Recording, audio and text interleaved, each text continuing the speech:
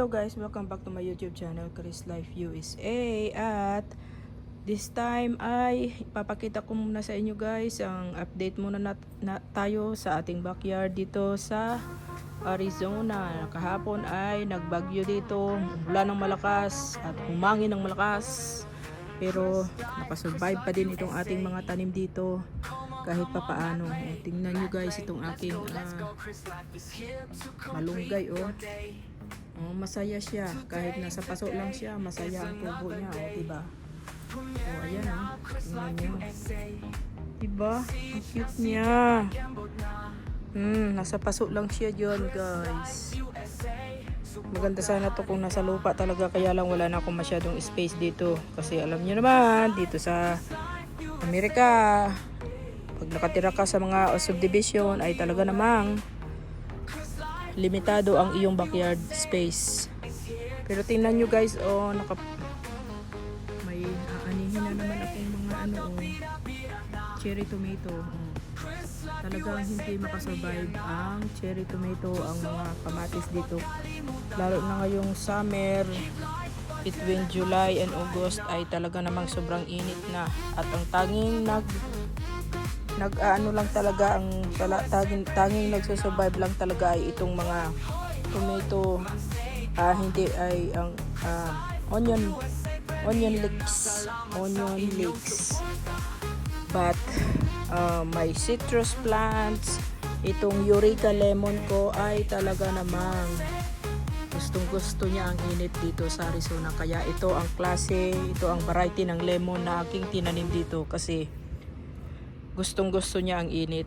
So yan, mas mainit, mas gusto niya yan at mas nakakabigay siya ng maraming bunga.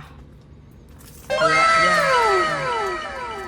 yan, dami yung bunga guys, green pa pero mag-yellow na yan siya pag malapit ng nahinog.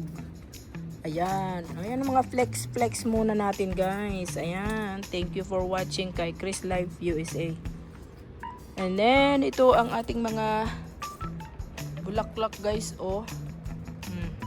Gitrain ko yan tapos nilagyan ng fertilizer kasi muntik nang mamatay. Pero ngayon bumalik siya at maraming bulaklak. At ito namang trailing lantana ang tawag dito ay maganda rin ang mga bulaklak niya kasi na-trim siya at nalagyan ng fertilizer. So yan lang ang ating update muna dito sa ating backyard guys. Pagkatapos ng bagyo kahapon ay talaga namang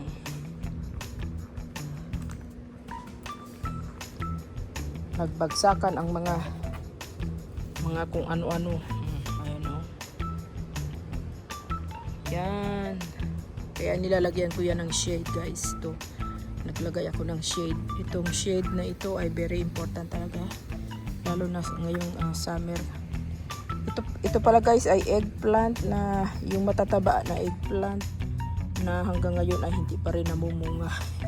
Na hindi ko alam kung bakit hindi pa siya namumunga, pero ang dami niyang bulaklak.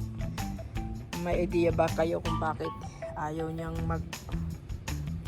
magbunga pero panay lang siya bulaklak? Alright, hanggang dyan lang muna ang ating live dito sa backyard. Alright, thank you guys for watching and see you all again. Beat, hands up, feel the rhythm.